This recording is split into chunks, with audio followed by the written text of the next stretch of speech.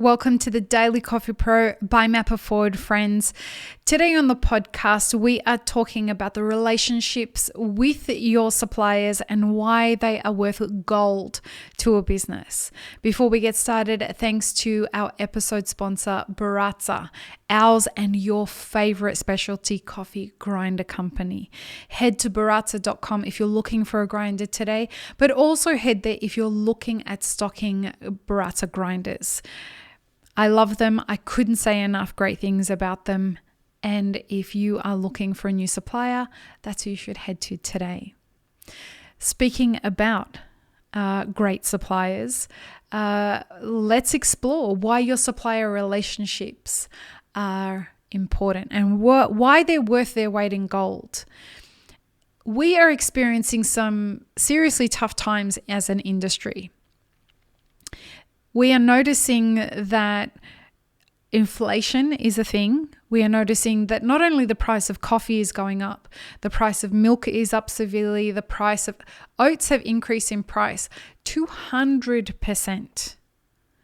Now, if you make your own oats, your own oat milk, that is an important number for you.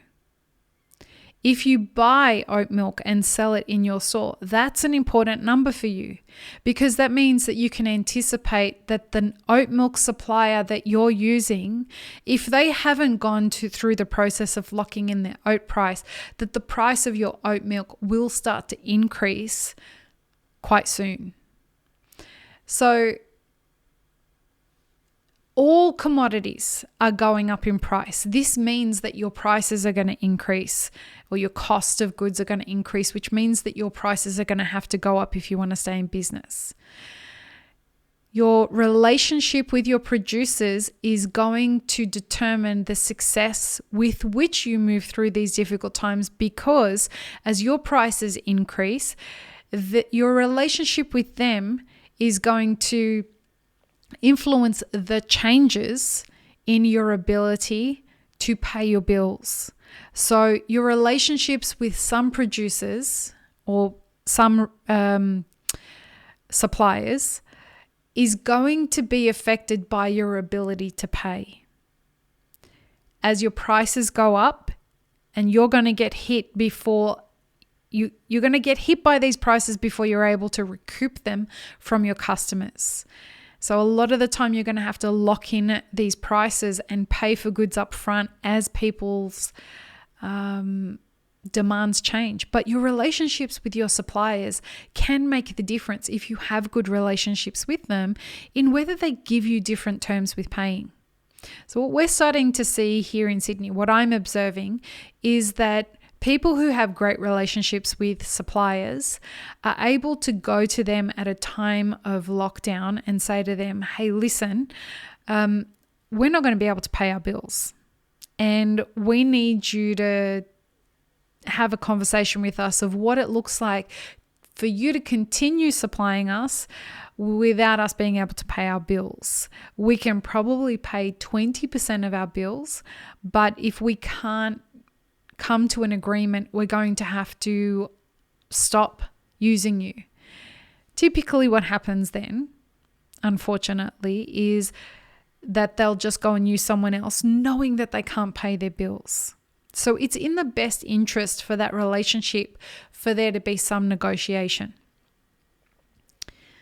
But knowing how to have these conversations with suppliers is a skill set unto itself. And that skill set starts with having the courage to pick up the phone and talking to people and saying, hey, listen, I need your help. And that is something that I have seen again and again and again be very challenging for small business owners in the coffee industry.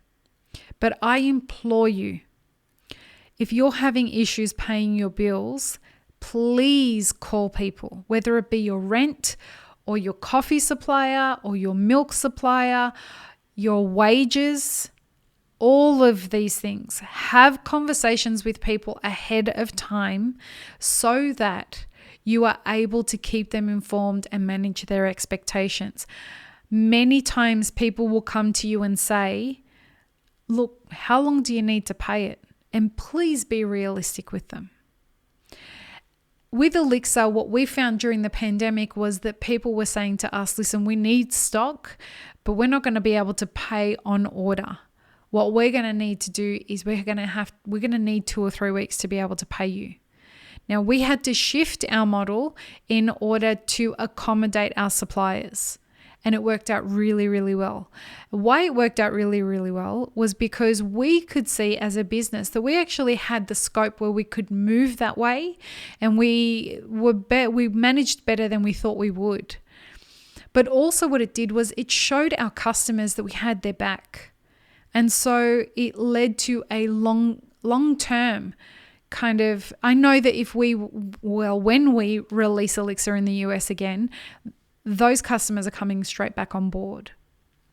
And so you being there as a supplier for your customers shows them that when they experience difficult times, you've got their back. That kind of loyalty means that even if you have to put your prices up, they are sticking with you. People never forget the support that you give them. Now, another reason it's really, really important to maintain great relationships with your suppliers is because if you are looking to shift your business model, let's say you've decided you're going to go from being a cafe that serves bacon and egg rolls and it serves carnivore products, meat products, and you've decided to shift to a fully 100% plant-based cafe. Having great relationships with your suppliers means that you can sit them down and talk to them about your shifting business model. And they can work with you to help you transition through that process. So perhaps you're going to have to pivot the product that you buy from them. Perhaps you're going to have to pivot the way you purchase from them, the frequency that you purchase from them. Perhaps you may have to shift completely in a different direction from them, but you could ask them for some recommendations. This is just the natural flow of business in the hospitality industry, and people get it. They understand. So please look at investing in the relationship that you have with your suppliers, not just from the money perspective, but from a holistic perspective. Make sure that they have similar values to you. Make sure that they see the value chain in the same way that you see the value chain. Make sure that their approach to the way that they treat their employees is similar to the way that you treat your employees, and the way that they treat their customers is the same way that you would treat your customers. When you can find cohesiveness in that, it then makes developing the relationship something that becomes second nature. And that's what we want. We just want easy, flow-filled relationships with our suppliers, with our customers, and with our staff. I hope this has been helpful, friends. Please don't forget to subscribe, rate, and review this video wherever it is you're watching or listening to it. Peace, love, and peanut butter. Have an amazing rest of your day.